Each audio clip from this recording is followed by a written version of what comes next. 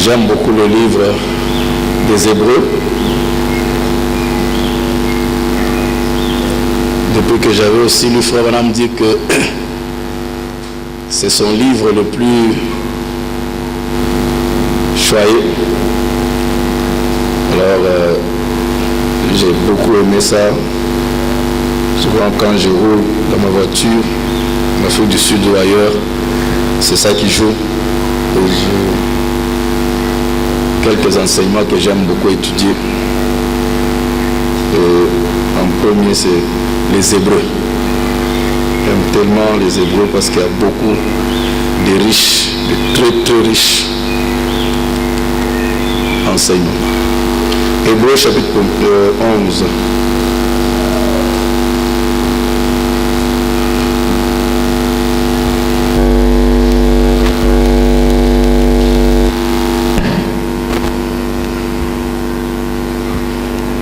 Le Seigneur, te disons merci, Père Céleste, pour nous avoir accordé le privilège de nous incliner devant ta face ce soir,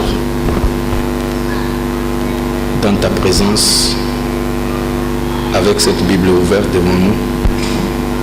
Tout le monde peut tourner les pages de ce livre, mais seul le Saint-Esprit peut en donner le contexte. Nous demandons, Seigneur, de descendre maintenant par la vertu de la puissance du Saint-Esprit et de vivifier, Seigneur, ce que nous allons lire à nos âmes et que cela nous apporte la vie et non pas simplement une connaissance intellectuelle bourrant nos têtes, mais quelque chose qui touche nos âmes, Père. Bénis, Seigneur, ton peuple qui est venu ici. Je prie, Seigneur, aussi pour frère Nego qui est là-bas à l'hôpital. Seigneur, ce n'est pas son endroit. Je vois combien il t'aime, il te sert, Seigneur, et qu'il est toujours à son poste de devoir. Mais Satan n'est pas content de voir tes serviteurs te servir. C'est pourquoi il a essayé de les déranger, mais nous le défions. Dans le nom de Jésus, qu'il enlève ces mains sales de ton Fils et que nous puissions retrouver notre frère parmi nous, Seigneur, encore une fois, dans ta maison, où il sera encore une fois en train de te louer, de t'adorer. Bénis, Seigneur, oh Dieu, tes enfants qui sont venus ici, qui ne quittent pas cet endroit tel qu'ils sont entrés. Et ceux qui ont réellement des sérieux problèmes dans leur vie, qui n'arrivent pas à trouver de solution, laisse que par l'entrevue de cet enseignement, Père, ce qui va sortir ce soir, qu'ils reçoivent la solution à leurs problèmes. Et que, Père Céleste, ceux qui sont malades, que la parole de la puissance de Dieu puisse les guérir. Et que ceux qui ont, Seigneur, des problèmes trouvent des solutions, Père Céleste. Nous croyons de tout notre cœur que tu vas donner le Saint-Esprit à ceux qui n'en ont pas. Et la nouvelle naissance, Seigneur Jésus-Christ, au Dieu, Père Céleste, à chacun, Seigneur, qui le désire du fond de son cœur. Tu sauveras, Seigneur, encore tes enfants qui sont à l'extérieur là-bas, qui ne te connaissent pas encore, touche leur cœur, que tu les amènes dans ta présence. Et ceux qui sont encore en route pour être ici, venant du travail, Seigneur, sois avec eux, Père, et protège-les sur la route. Dans le nom précieux puissant de Jésus-Christ, nous voulons nous remettre à toi pour le reste du service. Nous attendons à ce que le Saint-Esprit nous parle dans le nom de Jésus-Christ. Amen. Or, la foi est une ferme assurance des choses qu'on espère, une démonstration de celles qu'on ne voit pas. Pour l'avoir possédée, les anciens ont obtenu un témoignage favorable. Veuillez vous asseoir, que Dieu bénisse avec Dieu sa parole. Nous sommes en train de parler sur l'excellence de la foi. Et nous avons montré le dimanche, nous avons pris beaucoup de temps. C'était juste pour placer la base, parce que j'ai dit que dans la semaine, je ne serai plus long. Je vais donner un peu sous forme d'exposé très court, si Dieu peut nous aider à le faire. Donc c'est juste pour vous aider à saisir très bien la foi, ce que vous faites déjà, mais nous avons besoin d'un peu plus de profondeur pour que ceci soit applicable, digérable, compréhensible pour chacun, que chacun soit capable de mettre, de s'exercer dans la foi. Alors, pour vous aider à saisir l'esprit de ce que nous avons lu, Hébreux chapitre 11, nous avons d'abord, comme essayé de tisser une toile de fond, nous avons montré l'esprit dans lequel Paul parle de la foi. Ce n'était pas quelque chose qu'il a commencé comme ça, juste parce que c'est un sujet de la parole. Nous avons vu que c'est parce qu'il s'adresse aux Hébreux. Lui, c'était un apôtre des païens, mais ici, il s'adresse aux Hébreux. Et les Hébreux, sont ceux qui sont des héritiers d'Abraham selon la chair, et ils avaient la loi, et ils ont tué Jésus à cause de la loi. Et Paul lui-même, étant un Hébreu, étant un pharisien, il a persécuté les chrétiens à cause de cette loi-là. Parce que pour lui, il trouvait que les chrétiens venaient détruire la loi que Moïse avait placée. Donc, c'est en allant persécuter l'épouse, et après avoir même assisté à être témoin de la mort de Étienne, Et Branham insiste que la mort d'Étienne, c'est ça qui a contribué aussi à la conversion de Paul. Ça l'a touché la manière qu'il a vu Étienne mourir. Frère Branham insiste beaucoup là-dessus. Alors, c'est en allant pour chasser ces chrétiens qui étaient en train de professer la foi que Paul va rencontrer sa conversion. Dieu va le rencontrer, il va donner son âme à Christ, il va recevoir le Saint-Esprit. Il est parti 3 ans et demi pour étudier. Et quand il ressort de l'Arabie Saoudite, du désert de l'Arabie, et il a été bien enseigné par le Saint-Esprit, il a bien compris les Écritures, et il a commencé à prêcher la foi, et ça lui a amené la persécution, à son tour, des attaques, même de la part des chrétiens, même des disciples, des apôtres qui avaient cru, qui continuaient toujours à insister sur la loi pour qu'on puisse judaïser les païens qui venaient. Il fallait les circoncire, il fallait s'abstenir des animaux sacrifiés aux idoles, ainsi de suite. Alors Paul est en train de se battre. Alors je crois que finalement, à la fin de ses épîtres, après avoir parlé aux nations dont il était apôtre, il était obligé de parler aux Hébreux pour les aider. Parce que même quelque part, il a dit que je suis jaloux de mes frères à qui appartiennent les prophètes, les lois, ainsi de suite, les alliances. Alors je crois qu'il a consacré cette partie aux Hébreux. Et qu'est-ce qu'il voulait faire? Délivrer les Hébreux de cette pensée que c'est la loi qu'il fallait garder. Donc il fallait vraiment détruire cette conception dans tous les Hébreux. Et il commence à écrire.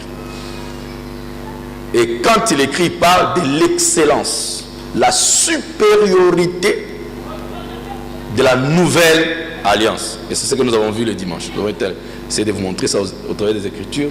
Donc il étale la supériorité. En fait, c'est pour montrer aux gens, à ces Hébreux, que Christ est supérieur. L'excellence. Et il commence à montrer que Christ, je vous ai montré l'excellence de la manière de parler. Après avoir parlé autrefois à nos pères par les prophètes, de diverses manières, à plusieurs reprises et de diverses manières, Dieu parlait. Mais en ce dernier temps, donc il contraste.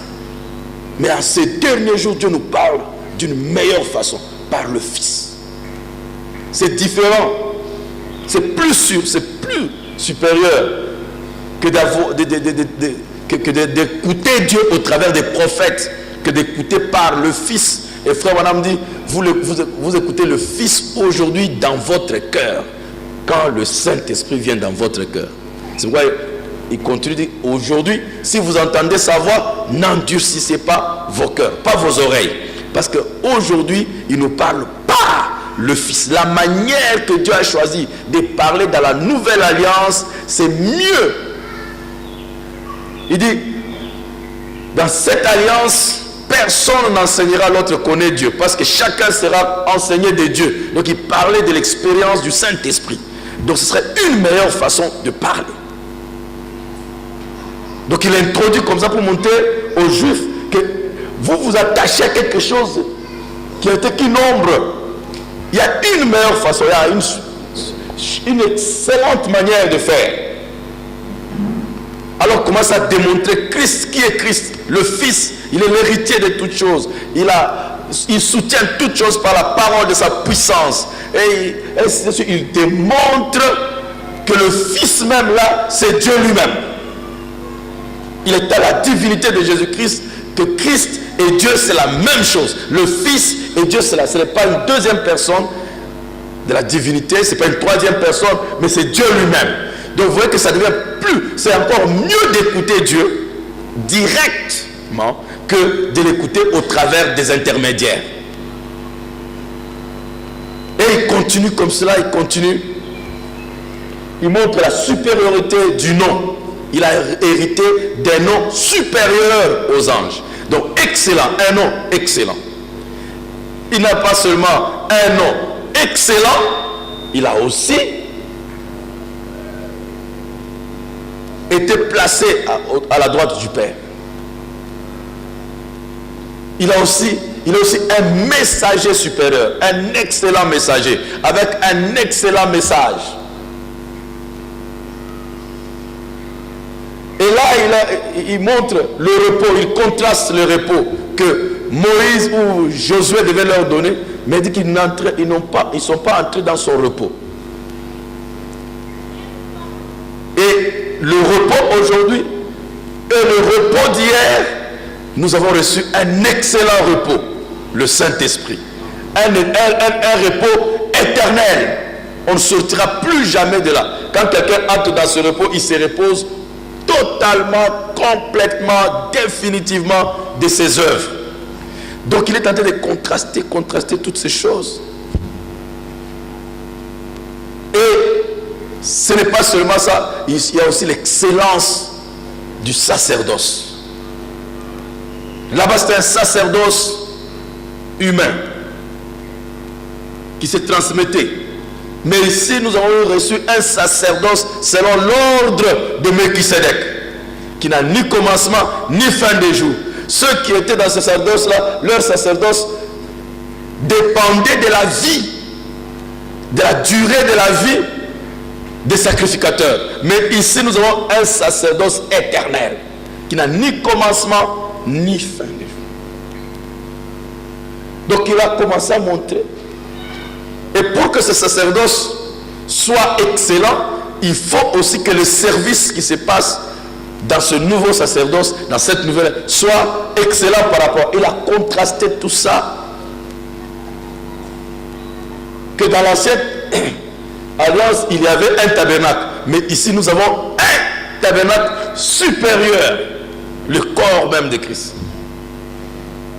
Donc il a montré le tabernacle excellent. Sacrifice excellent. Là-bas, c'était les taureaux et tout ça qui n'enlevaient pas la conscience du péché.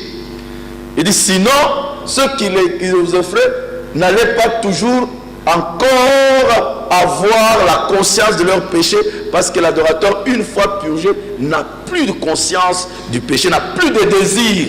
Donc, ce sacerdoce est excellent parce que quand l'adorateur vient ici, son désir de péché, donc il est complètement sauvé, il est complètement délivré du péché. Ça veut dire de la conscience ou du désir du péché. Donc il a contrasté tous les deux, la loi et la grâce, du début à la fin, dans des petites choses, dans toutes choses, dans le sang, dans le tabernacle, dans le sacrifice, ainsi de suite.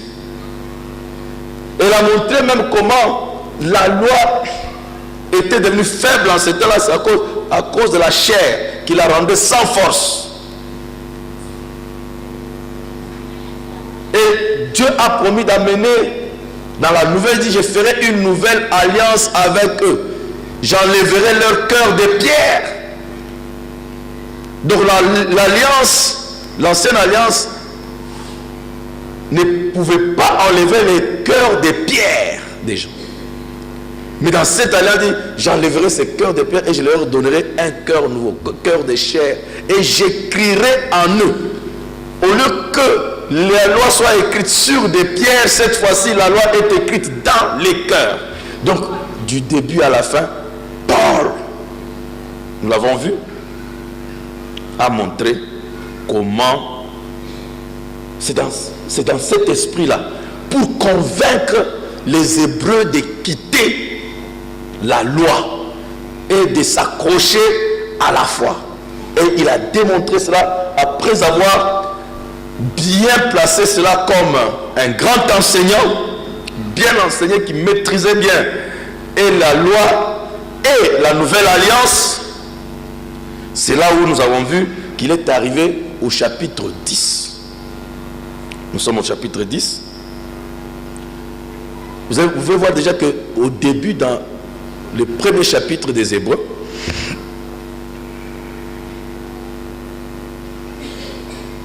il a introduit, il parle déjà de la foi, ici et là, il jette, ainsi de suite.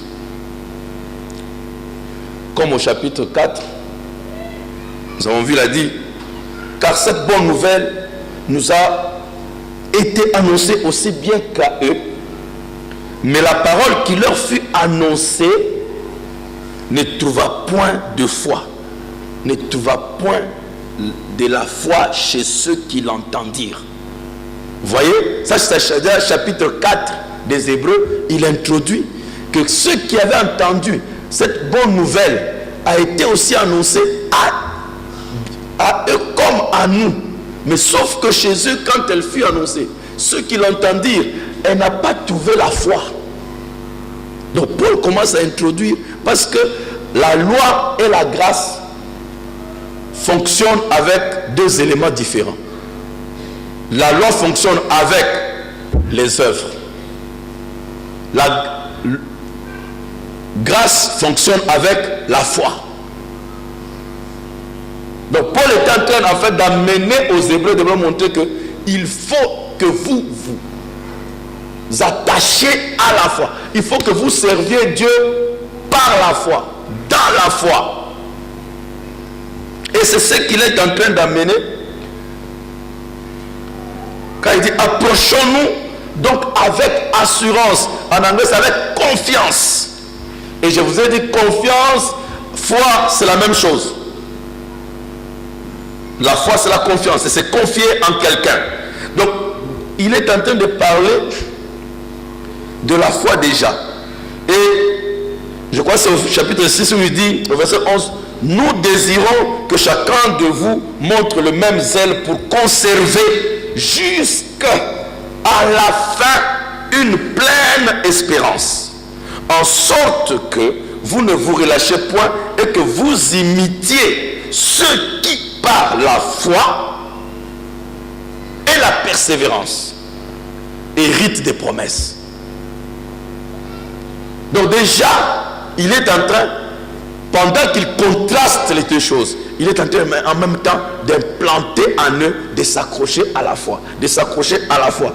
Il dit, ceux qui par la foi et la persévérance héritent les promesses. Donc vous voyez qu'il faut la foi et la persévérance. Parce que la foi, la persévérance et la patience vont de pair.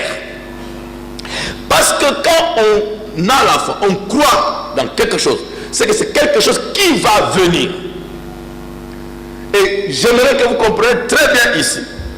Parce que les pentecôtistes ont mal présenté la foi. Ils ont présenté la foi seulement dans le domaine des miracles. C'est que quand tu as la foi, tu pries, il faut que la chose se passe maintenant. On doit obtenir. Donc la foi c'est ça. Si la chose ne s'obtient pas tout de suite, on n'a pas la foi. Non. Ça c'est la foi dans le miracle. Le miracle, c'est un phénomène surnaturel qui se passe par la main de Dieu instantanément. Dieu fait ça pour attirer l'attention des gens, pour captiver l'attention des gens. Mais Dieu ne travaille toujours pas par les miracles. C'est pourquoi aujourd'hui, Dieu n'a pas dit à Frère Branham que ta naissance mystérieuse et compliquée, c'était pour amener les dons des miracles à toute l'humanité. Il a dit, c'est pour amener les dons de guérison. La guérison divine et le miracle, c'est deux choses différentes. On peut prier pour quelqu'un, il marche tout de suite. Ça, c'est un miracle. Dieu est souverain et il le fait, il le fera toujours. Et on a besoin qu'il le fasse. Mais c'est que le don que Branham a amené, c'est plutôt le don de guérison. Et Branham dit les dons de guérison s'opèrent exactement comme les médicaments de l'hôpital opèrent. Vous prenez le médicament aujourd'hui, la guérison ne s'opère pas tout de suite, le médicament doit entrer dans le corps et commencer à purifier les trucs ainsi de suite, et ça doit dégager le corps qui a été détruit et tout cela ainsi de suite jusqu'à ce que ça va disparaître. Il dit c'est comme ça que la guérison fonctionne. Alors, donc la guérison n'est pas toujours quelque chose qui doit se passer tout de suite. Et quand vous demandez quelque chose à Dieu, ça ne veut pas dire que ça va se passer tout de suite. Ça peut venir comme notre père Abraham, il a attendu le fils pendant 25 ans. Mais pourtant c'est lui notre père. Tout l'exemple est pris à partir d'Abraham, c'est lui qui nous a engendrés. Pourquoi Dieu prend l'exemple d'Abraham? Pourquoi nous prenons Abraham comme exemple? Alors qu'il a attendu 25 ans. Vous voyez? Mais il a, parce que la promesse qu'il croyait déjà avoir s'est passé 25 ans. Pour qu'Abraham tienne, il fallait la patience et la persévérance pour hériter de la promesse que Dieu a faite. Parce que s'il n'avait pas la persévérance et qu'il n'avait pas la patience, il n'aurait pas attendu, il aurait dit à Dieu, m'a trompé. C'est ce qu'il dit ici. Imitez qui? Ceux qui par la foi et la persévérance héritent des promesses. Donc la foi que je vous présente ici, c'est la foi authentique que vous devez saisir pour que Satan ne vous trompe pas dans l'exercice de cela. Et la foi ne doit pas toujours être interprétée comme quelque chose qui vous apporte toujours du bien. Non, la foi pour avoir la guérison, la foi pour avoir l'argent, la foi pour ceci, la foi pour maîtriser toutes choses, et tout ça c'est très bien. Mais la foi maîtrise toutes choses, elle maîtrise aussi les découragements. Dans les difficultés. Quand tu es dans les difficultés et les difficultés ne terminent pas, ça semble comme si Dieu ne vous écoute pas. La foi maîtrise, quand les découragements viennent pour vous décourager, la foi maîtrise les découragements et vous permet de supporter avec endurance les souffrances qui vous sont imposées, sachant que Dieu qui a promis finira par me récompenser. Donc la foi vous permet aussi de souffrir. C'est pourquoi il dit, par la foi, ils furent brûlés par le feu. Donc la foi, c'est pas quelque chose qui donne du bien. C'est ça comme ça que les pentecôtistes ont mal. Quand ils prêchent, suivez quand ils prêchent. Et tout le monde, quand ils prêchent, même le message, tout le monde a suivi les pentecôtistes. Ils prennent seulement le côté là, où la foi peut vous amener du bien. Je n'ai pas 1 million, je dis j'aurai 1 million, alors la foi me donnera 1 million. Donc la foi c'est seulement ça. Non. La Bible dit, vous voyez très bien ici. Maintenant il dit, quand il arrive à la fin, c'est parce que du chapitre 1er, quand il démontre, il fait le contraste et tout, chapitre 10, ou je veux dire le chapitre 11, n'est que le développement de la conclusion du chapitre 10, verset 38 à 39. Là où il dit, à partir du verset 35, n'abandonnez donc pas votre assurance à laquelle est attachée une grande rémunération. Oui. C'est l'encouragement que Paul donne aux Hébreux qui devait nous interpeller pour saisir le chapitre de la foi. Parce qu'il montre ici qu'il parle de la persévérance, attachez-vous, ne lâchez pas, tenez ferme. N'abandonnez donc pas votre assurance. Parce qu'il sait que c'est facile d'abandonner. Les gens abandonneront. Les gens abandonneront. Et les gens sont tentés d'abandonner tous les jours ici. Les gens se découragent. Mais dit, ne soyez pas comme ces gens qui abandonnent. Mais imitez ceux qui ont la foi et la persévérance qui les permet d'hériter ces choses. Et il dit, votre assurance ou votre confiance en Dieu,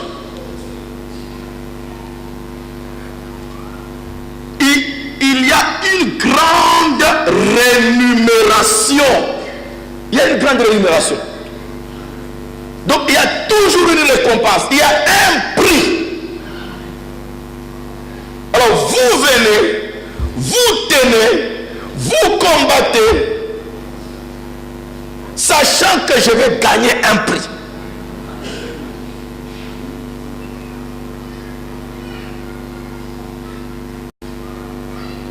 Amen. Quand vous voyez les athlètes courir, ils ne courent pas parce qu'il faut courir. Ils savent qu'il y a un prix que je dois gagner.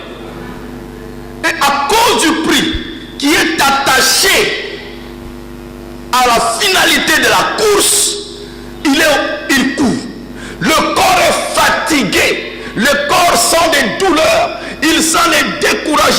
Mais quand il pense au prix qui est attaché à cette course, il endure, il persévère, il patiente, même s'il est le dernier, il sortit, il va toujours aller. Ce qu'il veut, c'est un classement. Il y a toujours un prix. On ne donne pas toujours le prix au premier, on donne aussi le prix au dernier. C'est lui qui a tenu, qui a gardé, il y aura aussi les médailles de bronze qu'on peut donner.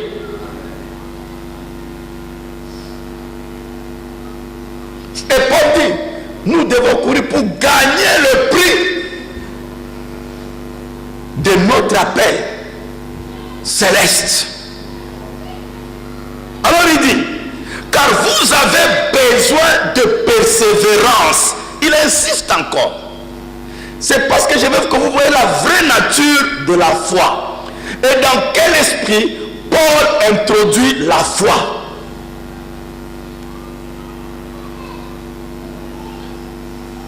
Afin qu'après avoir accompli la volonté de Dieu, vous obtenez ce qui vous est promis. Encore un peu de temps, encore un peu de temps. Celui qui doit venir viendra et il ne tardera pas. Et mon juste vivra par la foi. Mais s'il se retire, mon âme ne prend pas plaisir en lui. Et nous ne sommes pas de ceux qui se retirent pour se perdre, mais de ceux qui ont la foi pour sauver leur âme. Voilà comment il finit. Donc ça, c'est la conclusion de tous les chapitres là, depuis le chapitre 1. Comment il termine? Nous ne sommes pas de ceux qui se retirent pour se perdre, mais de ceux qui ont la foi pour sauver. Donc la foi est une condition pour le salut. Tu peux aimer Dieu comme tu veux, mais si tu n'as pas la foi, tu vas en enfer. Tu peux rester à la chair, pleurer des nuits et des nuits blanches pour le Saint-Esprit. Si tu n'as pas la foi, tu ne l'auras jamais. Dieu ne vous sauve pas sur mérite de vos prières. Dieu ne vous sauve pas sur mérite de vos pleurs. Dieu ne vous sauve pas sur mérite de vos œuvres ou de tout ce que vous pouvez faire. Dieu vous sauve sur le mérite de votre foi. Qu'il te soit fait selon ta foi, c'est ça le principe. En dehors de ça, il n'y a pas un autre principe sur la base duquel Dieu va. Et il dit que le juste vient. Donc il vous faut de la persévérance. Et celui qui va venir, va venir. Donc c'est quelque chose qui n'est pas là, que nous attendons une rémunération. Et celui, le rémunérateur, ne tardera pas. C'est pourquoi il vous faut de la persévérance et mon juste vivra par la foi en attendant la rémunération, en attendant le salut. Avant que le salut arrive, le juste vit par la foi. Dans le temps intermédiaire, avant l'accomplissement du salut, le juste vivra par la foi. On a dit que le juste priera par la foi. Non, vivra. C'est-à-dire que la foi est un élément, un principe de vie. Dans toute la vie. Toute la vie d'un juste, c'est la foi qui est là. Donc cette affaire de la foi, c'est seulement quand il faut imposer les mains. Quand il faut prier pour chasser les sorciers. Non, ça c'est pas la foi. La foi c'est un élément actif qui est avec vous. Une attitude, un état de cœur qui est avec vous et qui vous permet de vivre. La vie de tous les jours doit se vivre par la foi. Pas seulement quand il faut prier pour les malades, quand il faut prier pour les examens. Prier pour moi. C'est seulement à ce moment-là que les chrétiens recourent à la foi. Quand il y a la maladie, quand il y a un problème. Non, la foi, vous l'utilisez dans la vie. Dites amen. Je peux dire que la foi est à l'âme, c'est que le sang est au corps. C'est par le sang que la vie circule dans le corps. Vous vivez par le sang. Parce que la vie, le sang contient la vie. Et le juste vivra par la foi. Dont la vie spirituelle aussi circule par le moyen de la foi. C'est la foi qui devient un élément important. Et quand vous comprenez maintenant que quand Paul, parce qu'il dit le juste vivra par la foi, il est en train de citer Habakkuk 2, verset 4. C'est Habakkuk qui a dit le juste vivra par la foi.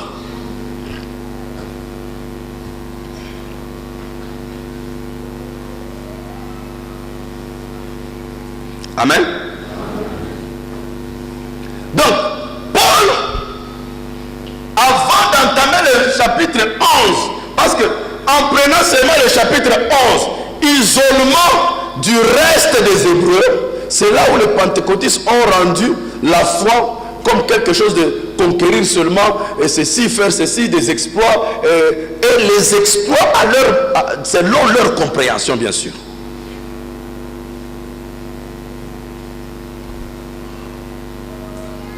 Parce qu'il dit, c'est par la foi qu'ils sont morts. Ils ont refusé qu'on les laisse la vie. Ils ont préféré mourir pour hériter d'une meilleure vie. Donc la foi peut faire que quelqu'un meure. Ésaïe a été scié. Il n'avait pas la foi. La Bible dit que c'est la foi qui a fait que Ésaïe soit scié comme il a été scié.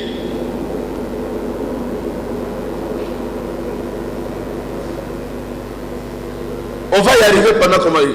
Tout est là. Mais le problème, c'est que les gens prennent seulement les bonnes choses. Ils vainquirent les royaumes. Ils firent ceci. Allez, ils ont dompté les lions. Et ils fermèrent ils ont dompté la puissance du feu. Voilà. La foi est devenue un élément seulement de ça. Mais la foi doit donner à quelqu'un la capacité de vaincre le démon d'adultère. Le démon des cigarettes. Est-ce que vous êtes avec moi? Et ça, on ne mentionne pas la foi dans ce sens-là. La foi peut amener un frère, une soeur, à amener 10 frères chaque dimanche à cette église.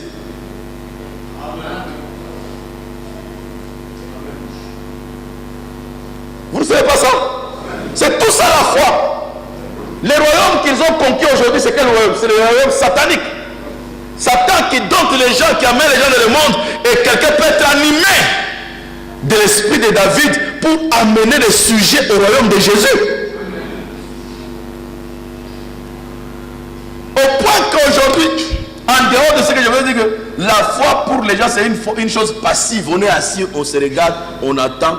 Oh, non, je crois en Dieu, j'accepte Jésus-Christ comme mon sauveur personnel, je sais qu'il m'a guéri et tout ça, amen. On croit que accepter des choses comme ça, de cette manière-là, c'est la foi. C'est pas la foi. On va bien le voir. C'est pourquoi j'ai voulu qu'on aille dans l'esprit dans lequel Paul a amené la chose. Voyez-vous?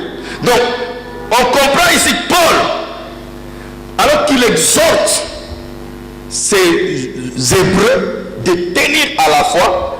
Voilà pourquoi il prend tout le chapitre 11 pour illustrer à ces gens que ce que je vous dis là, le salut que vous allez avoir, on ne peut l'obtenir que par la foi.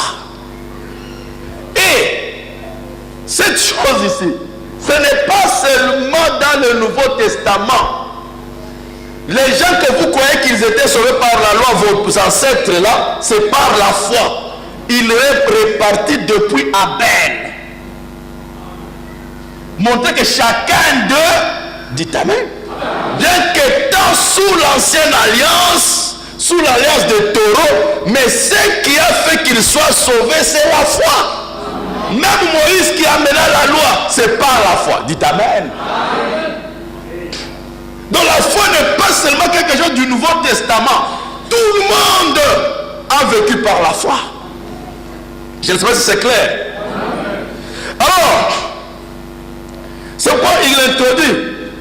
La foi est une substance des choses qu'on espère. Ces gens espéraient le salut. Ces gens espéraient les promesses de Dieu. Et la foi leur communiqua une base, un fondement, une fondation qui leur permit de tenir pour obtenir ce que Dieu a promis. Dans l'espérance, ils espéraient qu'ils allaient avoir ce que Dieu a dit. Mais la foi a donné un fondement sur base duquel ils pouvaient se poser et attendre avec fermeté ce qu'ils espéraient. C'est quoi? La foi devient une base de ce que vous espérez. La foi donne un soubassement. Parce que pour avoir quelque chose, il faut un endroit pour se tenir. Alors la foi vous donne un sol sur lequel tu peux tenir pour recevoir. Donc ça rend la chose plus réelle que juste en l'espérant. Et il est allé dans les illustrations, il a pris des exemples, il a montré comment dans les âges passés ça s'est passé, dans lequel la foi a permis aux gens, aux individus, d'accomplir des tâches difficiles, d'endurer des épreuves sévères. Voilà le chapitre 11. Par la foi, Abel a offert un sacrifice, mais il a fini comment? Par mourir sur le même autel que son sacrifice. Et quelqu'un dirait quoi? Oh, mais comment? S'il avait la foi, il est mort comment? Pourquoi on l'a tué? Parce que pour les gens, c'est comme ça que les gens disent, oh, si Branham était un mauvais prophète, pourquoi il est mort dans un accident comme ça? Tous les pentecôtistes disent ça.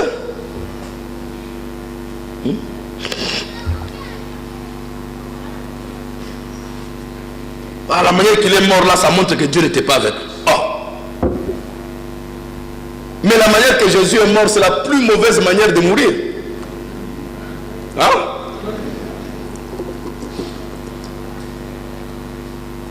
Si Esaïe avait la foi, pourquoi on l'a scié en morceaux? Donc les gens ne comprennent pas. C'est pourquoi l'étude de ces chapitres est très capitale. Vous êtes avec moi? Donc ça permet aux gens d'obtenir des bénédictions, des grandes bénédictions. Alors c'est ce qu'il est en train de démontrer,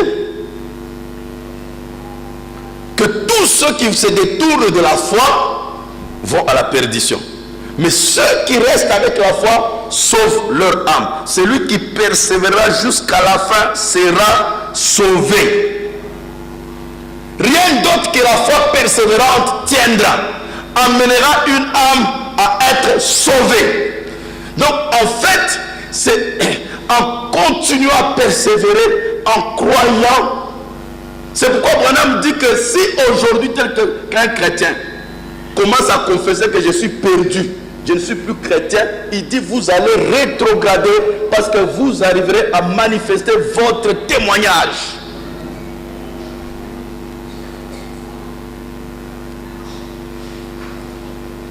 Donc la foi, ce n'est pas quelque chose, quand tu l'as, c'est définitif.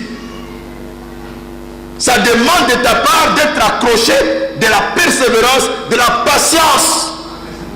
C'est ça l'exhortation de Paul. Attachez-vous d'autant plus. Dites Amen.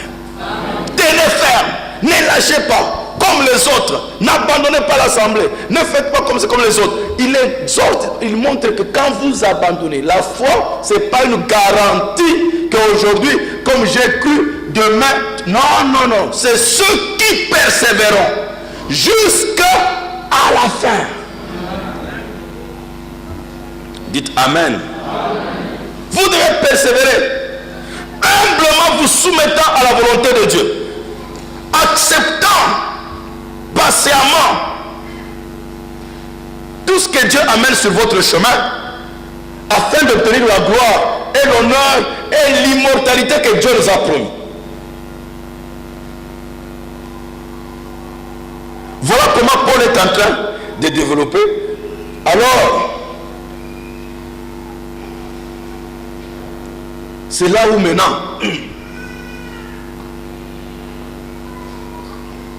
il commence, il n'a pas défini la foi. C'est peut-être à partir de là que beaucoup de confusion vient et les gens ne saisissent pas très bien la foi. Parce que vous allez voir, il n'a pas parlé longtemps, il n'a pas défini longtemps. Il a donné seulement 2 définitions de la foi. La foi est une substance.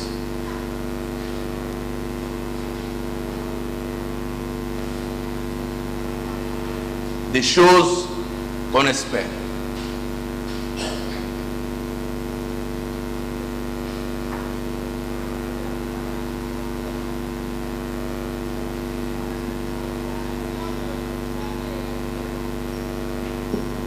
Et c'est une évidence.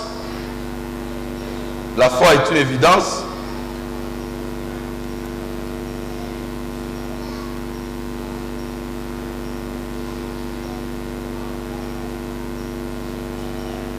Et ce qu'on ne voit pas.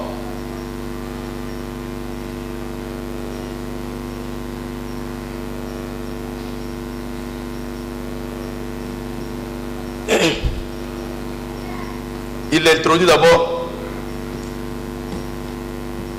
il définit d'abord,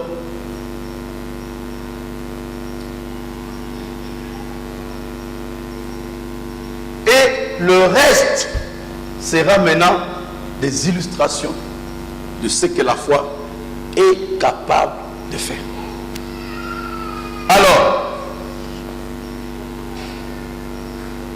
dans confirmation et évidence, Frère Branham, c'est là où il développe, vous pourrez lire ça, là-dedans.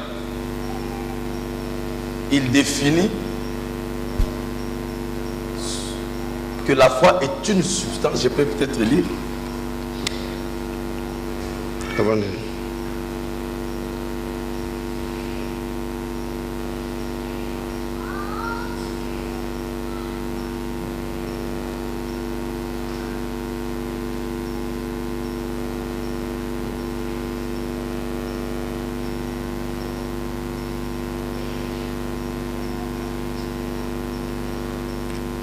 Ça semble comme si l'homme demande toujours une confirmation. Ça semble tout comme si toujours l'homme a toujours besoin d'une confirmation. C'est dans confirmation et évidence.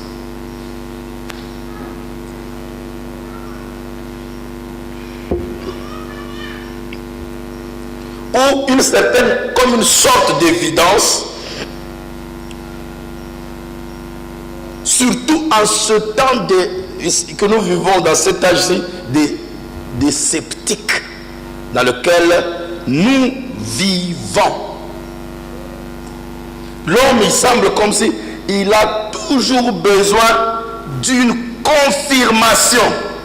Et il prêche la foi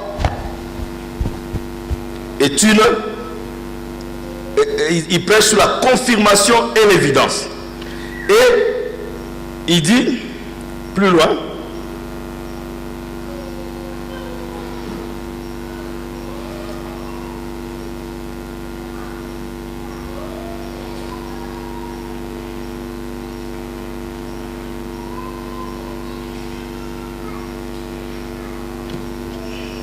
parle du croix d'Abraham.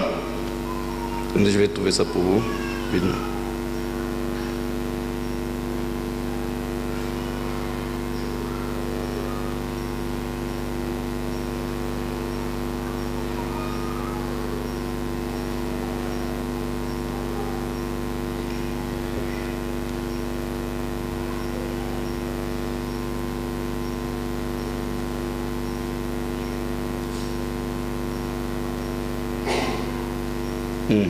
Suivez.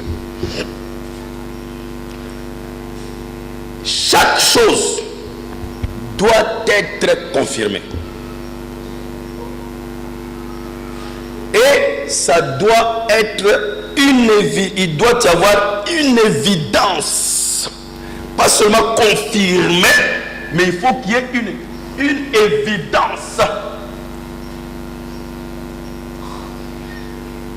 Ne perdez pas de vue que Paul ici est en train de nous parler de la foi et de la manière qu'il a établi le toit de fond. Et il arrive maintenant à la simple définition. Il n'a pas beaucoup parlé. Maintenant, il faut que le Saint-Esprit vienne prendre cette phrase et la rendre vivante, si claire pour nous, que nous soyons capables d'utiliser la foi. Parce que Dieu ne peut pas nous amener quelque chose de compliqué. Si Dieu a voulu mettre ça dans sa parole, c'est qu'il a vraiment besoin que chacun de vous fasse usage de la foi. Sinon, il ne viendra pas vous condamner. S'il complique les histoires, c'est difficile d'atteindre ça. Il n'a pas le droit de venir nous condamner. Il devra rendre la chose si simple, si claire, si assimilable, que maintenant, après, si nous ne l'utilisons pas, il aura droit de nous condamner. Et Branham dit, il faut toujours qu'il y ait une confirmation. Et il doit y avoir chaque chose. Donc, Dieu n'est pas quelqu'un qui vient nous imposer de croire des choses parce que c'est Dieu, on doit seulement croire comme ça, accepter ça. Non, c'est pourquoi il a mis l'élément la foi. Que même moi, Dieu, je vous promets quelque chose, mais il faut que je donne une évidence à ce que je vous promets. Il faut qu'il y ait une confirmation. Il faut qu'il y ait une substance. Donc la foi n'est pas une imposition. Parce que Branham dit, il semble que l'homme demande toujours une confirmation. Et que chaque chose doit toujours être confirmée et il doit y avoir une évidence à ça.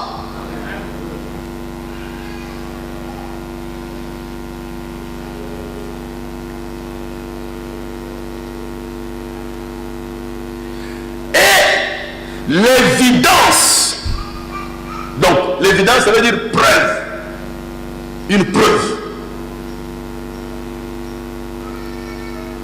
L'évidence de la confirmation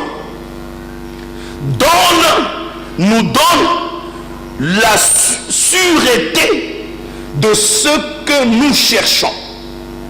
L'évidence de la chose nous donne l'assurance, la sûreté. Nous sommes sûrs. Écoutez, quand un homme achète une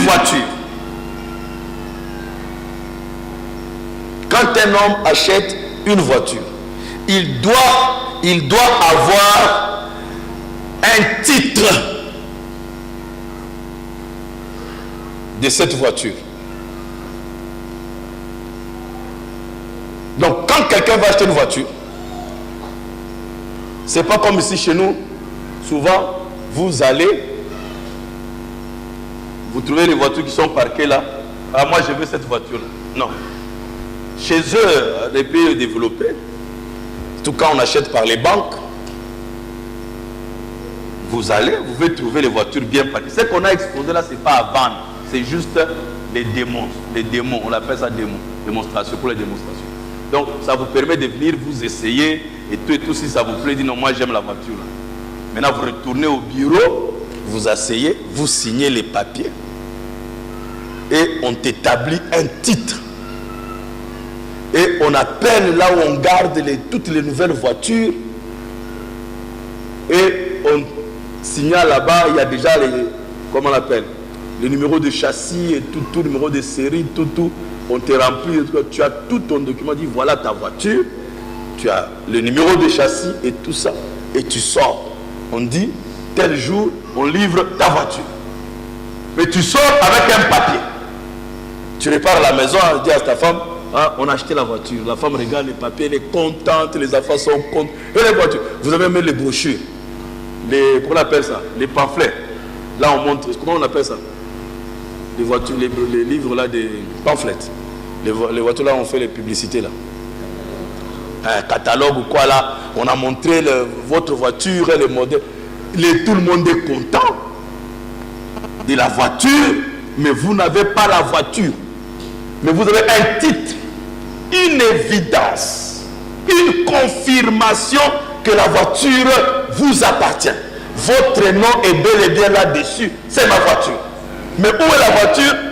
Elle est encore là, elle va venir. Mais vous vous réjouissez de ce que vous avez acheté une nouvelle voiture. C'est ça. Donc, vous n'aurez pas la voiture tout de suite. La voiture peut venir dans une semaine, mais vous avez l'évidence. Vous avez la confirmation. Et votre attitude le montre. Tu ne seras pas avec les papiers en train de pleurer que non, je n'ai pas la voiture. Ou en train encore de téléphoner, donnez-moi ma voiture. Non, quand tu as les papiers, tu es calme. Qu'on monte, qu'on descende, c'est ce que Branham dit ici. Quelqu'un achète sa voiture, il a le titre de sa voiture. Bien qu'il n'a pas la voiture dans son garage, mais s'il a un titre, c'est une confirmation pour lui qu'il possède une voiture. Il est propriétaire d'une voiture parce qu'il a un titre à cette voiture-là. Est-ce que vous dites Amen? Il a l'acte de vente ou le titre. Si nous achetons un morceau de terrain, bien que nous n'avons pas encore vu le terrain, nous ne connaissons rien à propos du terrain. Mais si nous avons un extrait du titre, un extrait de vente, le terrain nous appartient. Que nous l'ayons vu, que nous ne l'ayons pas vu. Qui a un compte en banque ici? Levez les mains. N'ayez pas peur, je ne vais pas vous demander votre argent. Levez les mains. Qui a un compte en banque? Vous avez peur de montrer? Qui a l'argent dans ton compte? Les mains ont baissé encore. Ah. Ok. Si tu as l'argent, comment vous savez? Où est votre argent? Vous l'avez vu? Vous l'avez ici? Vous le voyez? Comment savez-vous que vous avez l'argent? Pourquoi êtes-vous sûr que vous avez l'argent? Qui a l'argent ici? Dans son compte? Ok. Maintenant, je pose la question. Quelle est la preuve, telle que vous êtes assis là, que vous avez l'argent dans le compte? Pardon?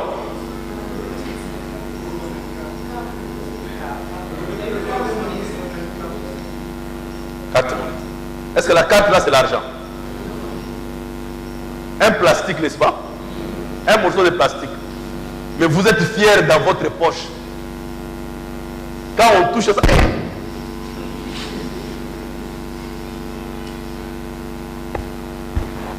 n'est-ce pas?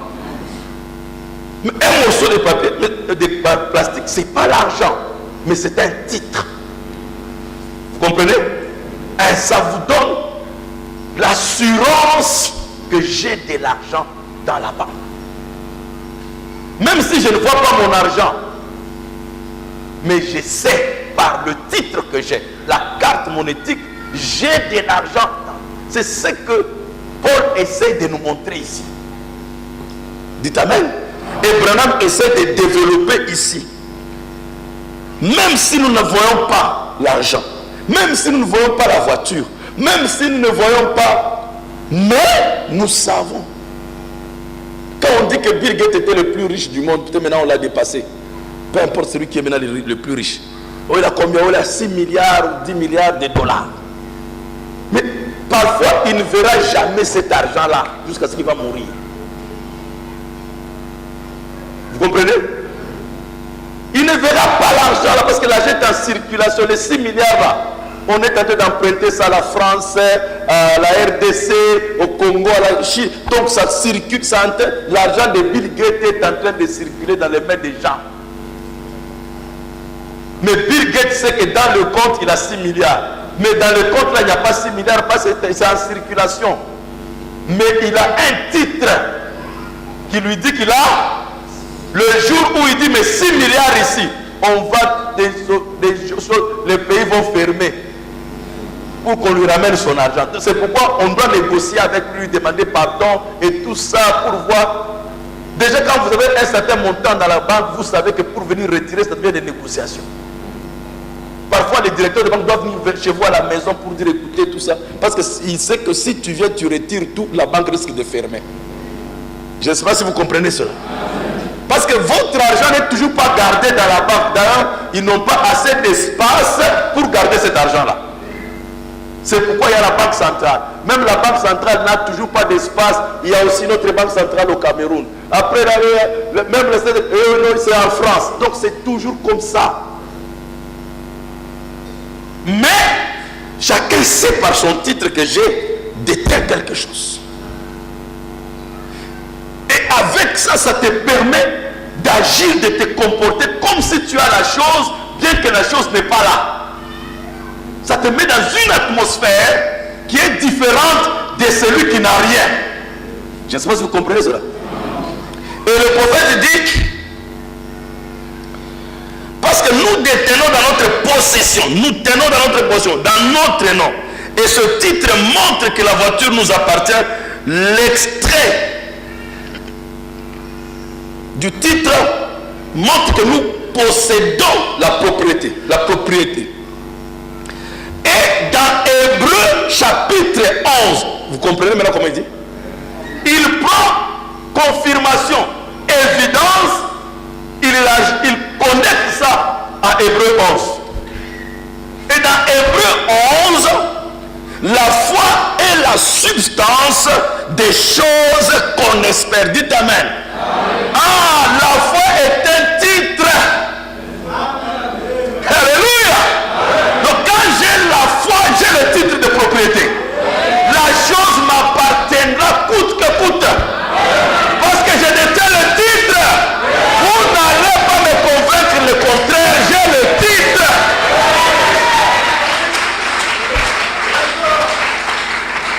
Oh, c'est pourquoi j'aime William Marion Branham. Pas vous? Pas vous? Alors vous voyez que je préfère travailler plus sur le titre que sur quelque chose d'autre. Parce que si plus je détiens des titres, plus je détiens des possessions. Alléluia. Je ne cours pas après les possessions, je veux courir après le titre. Plus j'accumule les titres, plus je suis riche. Amen. J'ai la carte monétique de LCB, carte monétique de BCI, carte monétique de Société Générale, carte monétique. J'ai plein de titres. Mais dans la réalité comme ça, physique, il n'y a rien. Mais comme j'ai tous les titres avec moi, je suis riche. Est-ce que tu peux dire Amen? Tu peux avoir n'importe quelle quantité de parcelles. Tu ne habiteras que dans une seule parcelle. Tu peux avoir 1000 chambres, tu n'endormiras que dans une seule chambre. Êtes-vous avec moi? Êtes-vous avec moi? Donc, si tu as 10 parcelles, les autres là, tu les as seulement par les titres. Peut-être tu ne les visiteras pas, tu ne les verras pas, c'est des locataires qui sont dedans, c'est d'autres personnes qui sont des jures, mais toi, c'est seulement les titres qui font que ça t'appartient. Dites Amen. Est-ce que tu peux dire Amen? Amen. Alors comprenez mes frères. Il dit la foi est une substance des choses qu'on espère. Une évidence de celles qu'on ne voit pas. Voyez, c'est une substance. Ce n'est pas une espérance. beaucoup de gens viennent avec l'espérance. Je vous ai dit la fois que l'espérance n'est pas mauvaise. Ne comprenez pas mal, frère Branham ici. L'espérance est nécessaire. Parce que même sans l'espérance, tu n'auras pas la foi. Et sans l'espérance, la foi ne peut pas être définie. Parce que la foi est définie comme la substance de l'espérance.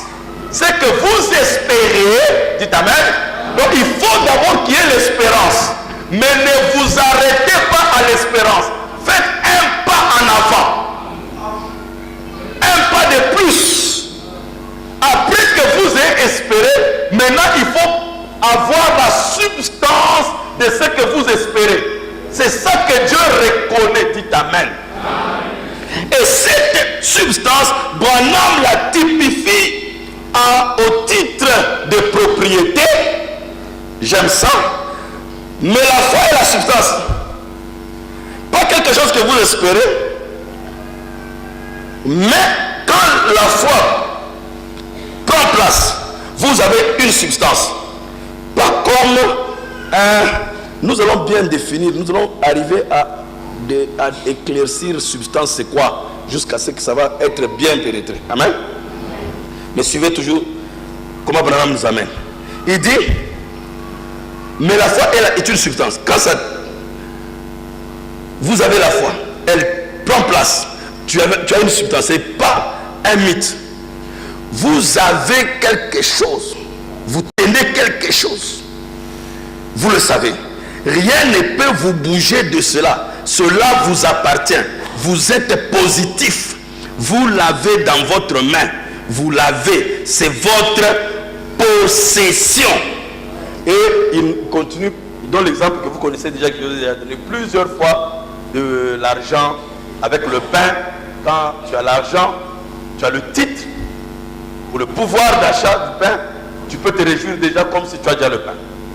Alors, donc, William Branham dit, la foi est une substance. Et je vous ai dit que le mot substance possède deux parties. Sub, qui veut dire and ou bien sous, bassement. Stance, c'est tenir, se tenir. Ou la chose sur laquelle on se tient. Ça, c'est une définition d'après le mot substance. En grec, ils ont utilisé hypostasis. Hypostasis.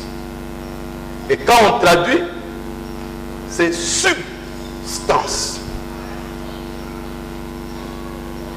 Et frère Branham met ça en rapport avec le titre de propriété, parce que c'est aussi vrai. Nous allons voir. C'est pourquoi certains l'ont traduit comme confiance, et c'est la vérité. Parce que je vous ai dit, confiance, ça veut dire c'est confier. Quand c'est confier, c'est fier. Donc se tenir, s'appuyer sur quelqu'un, s'appuyer sur quelque chose, c'est confier. C'est là que vient mon confiance. J'ai fait confiance en Dieu.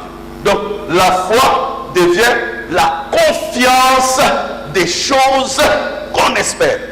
Alors, nous, quand vous espérez, maintenant, il y a comme une confiance qui s'est totalement convaincue de la véracité de la chose. Pourquoi? Pourquoi vous êtes convaincu? Parce que la personne qui a promis ça, vous le tenez en confiance d'abord, Dieu. Qu'il ne peut pas mentir. Dites Amen. Il ne peut pas mentir. C'est pourquoi Paul introduit que c'est par la foi que nous comprenons que le monde a été créé par la parole de Dieu.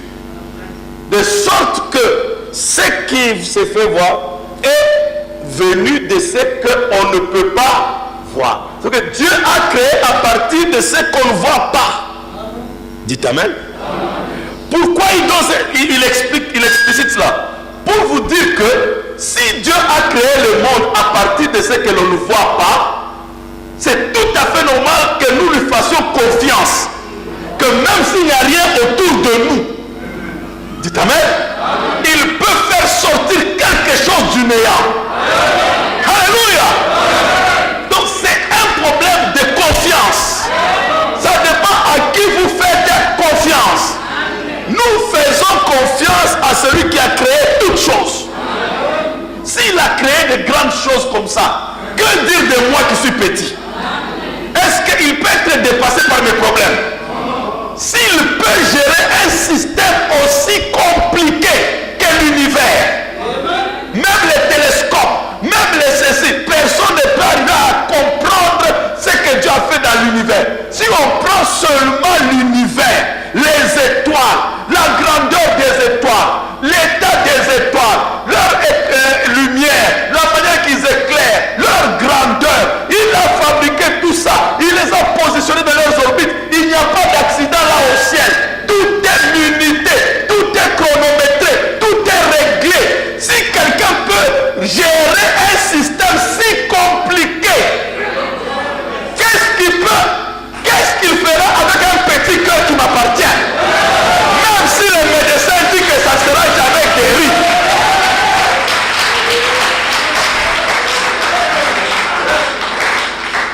Ça, je ne vous ai parlé que des astres et des étoiles. Mais il connaît le nombre de mouches qu'il y a sur la terre. Pas seulement il connaît le nombre de mouches qu'il y a sur la terre, il connaît combien de fois ils font le battement de leurs ailes par jour. Combien des œufs ils ont conduits. Il n'y a pas une calculatrice, il n'y a pas une mathématique qui peut chiffrer ce que Dieu traite. Si quelqu'un peut traiter des choses si compliquées, frère, vous croyez que c'est ma petite vie que Dieu ne peut pas gérer?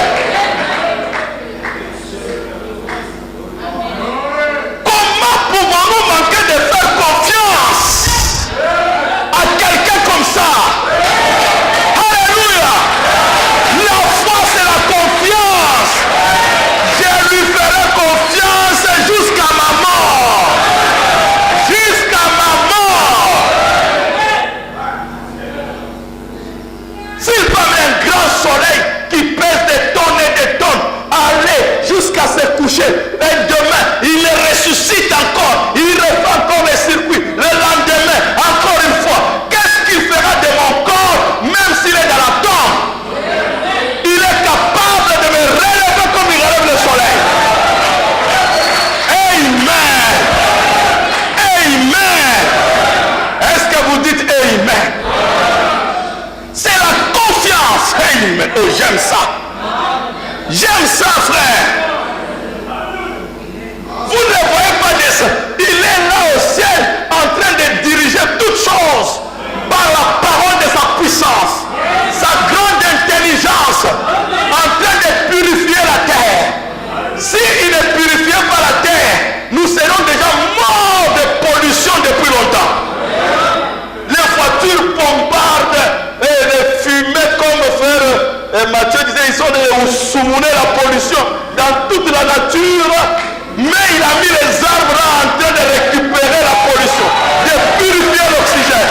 Et tout cela, frère,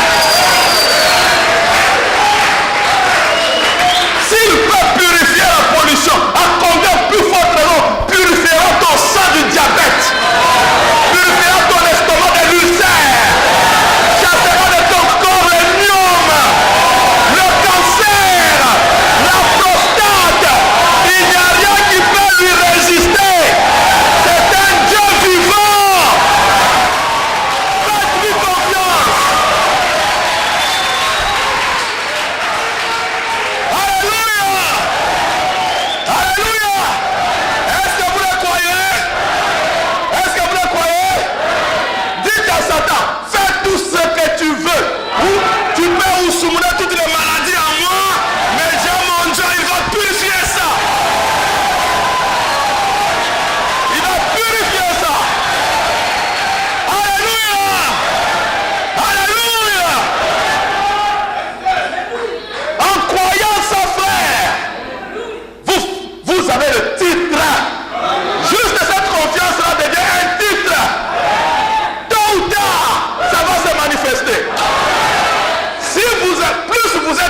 riche en ça, plus vous êtes riche dans la bénédiction spirituelle.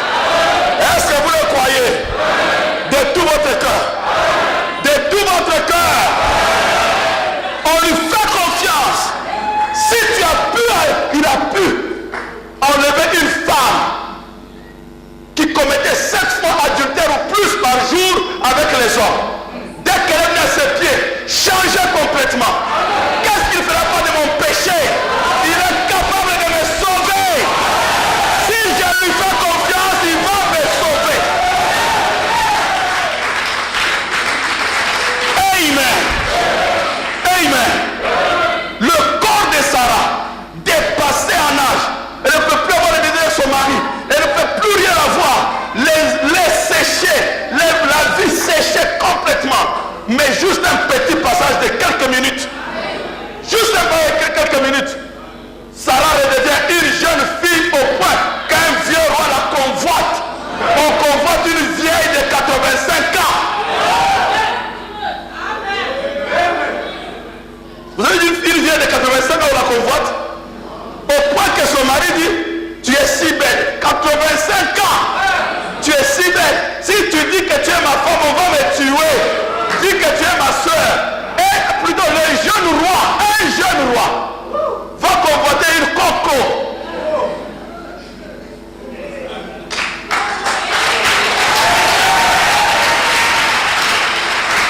Même si Satan a fait venir ton cœur de péché, comment ce soir, un petit passage du Saint-Esprit, il te changera et tu auras la beauté de la parole. Tu auras la beauté de la parole au point que le monde te convoitera. Il dit, ah, la personne qui était pécheur comme ça, c'est elle maintenant. Pourquoi? Elohim est passé par là.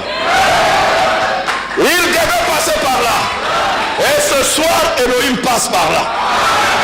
Je te dis la vérité, Elohim passe par ici. Prends cette occasion. Dis Seigneur, je te donne ma confiance. Je me confie à toi.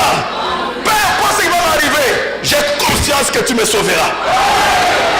Je sais que mon cœur fait mal, mais j'ai confiance que tu me guériras. J'ai confiance que tu m'as déjà guéri. Je sais que je n'arrive pas à vaincre ce péché, mais j'ai la foi que tu m'as sauvé. Tu m'as délivré. Je ne serai plus jamais le même. J'ai foi, Seigneur. J'ai confiance. J'ai confiance. Amen. La foi est une substance. Que Dieu vous bénisse.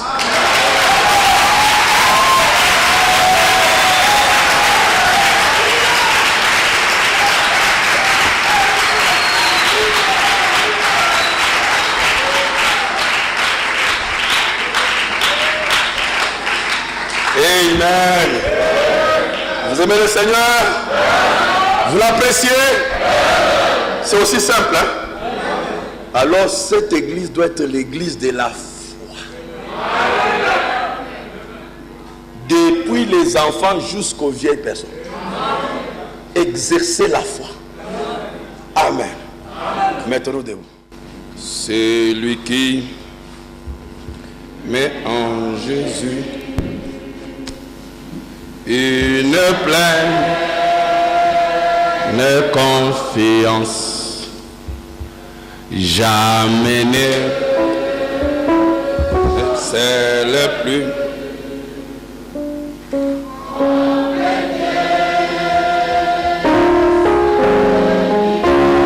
par la foi.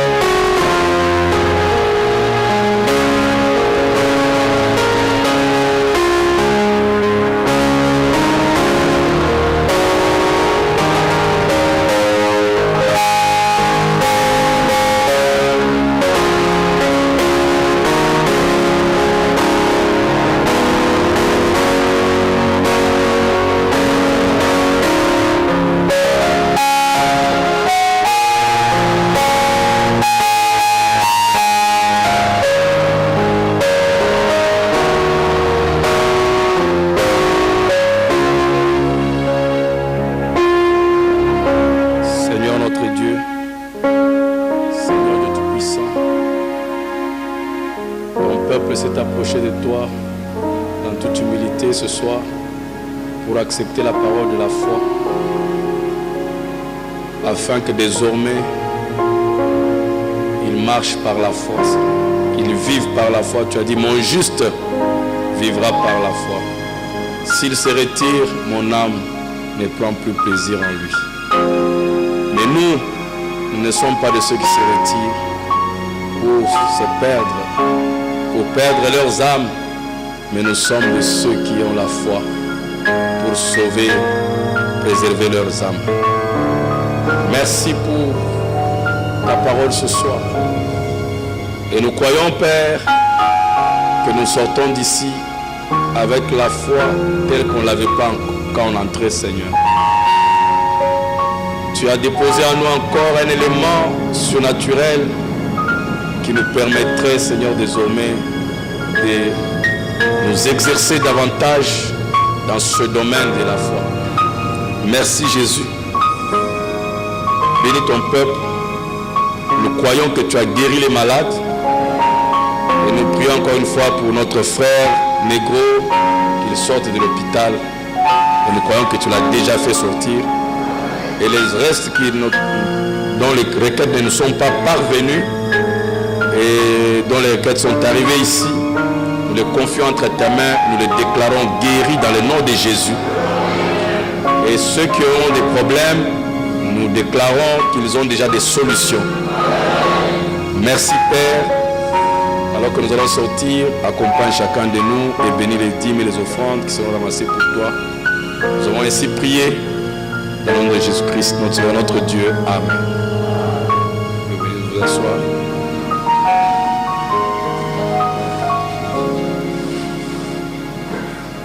Je crois en Dieu pendant qu'on ramasse les offrandes. Je crois en Dieu.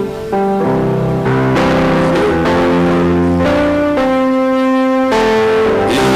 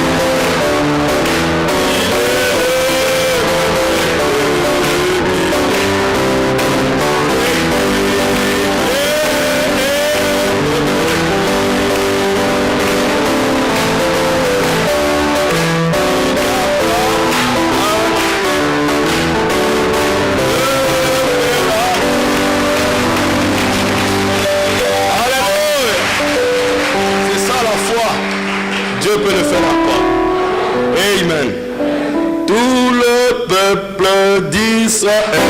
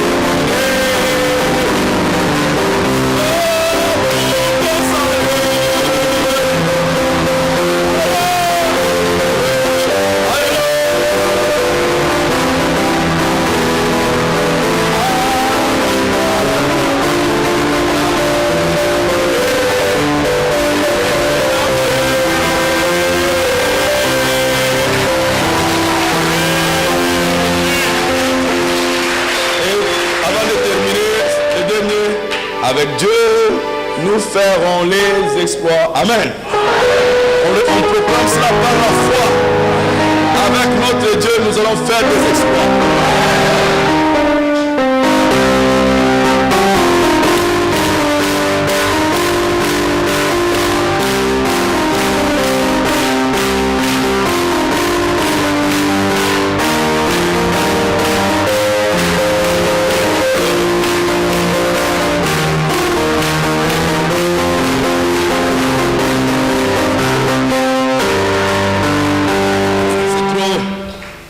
Avec Dieu, nous ferons des exploits.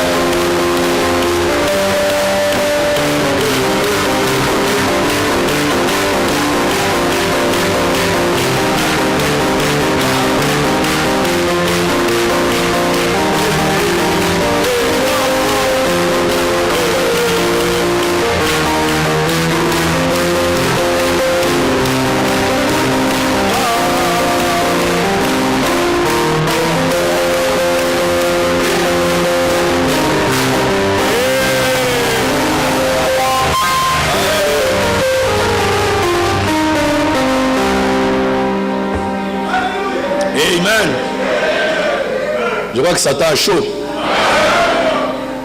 Nous allons avoir la foi en notre Dieu. Pas seulement ça, nous allons l'exercer. Nous allons imiter ceux qui, par la foi et la persévérance, ont obtenu des promesses. Nous allons les imiter. C'est pourquoi c'est écrit dans la Bible pour que nous puissions les imiter.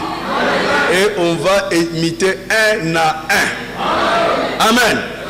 Et nous allons étudier un à un et l'imiter. Comme ça, nous aurons la plénitude des exploits de tous les héros de la foi. Amen. Vous avez dit shalom les uns les autres? Dites-vous shalom les uns les autres. Nous sommes arrivés à la fin.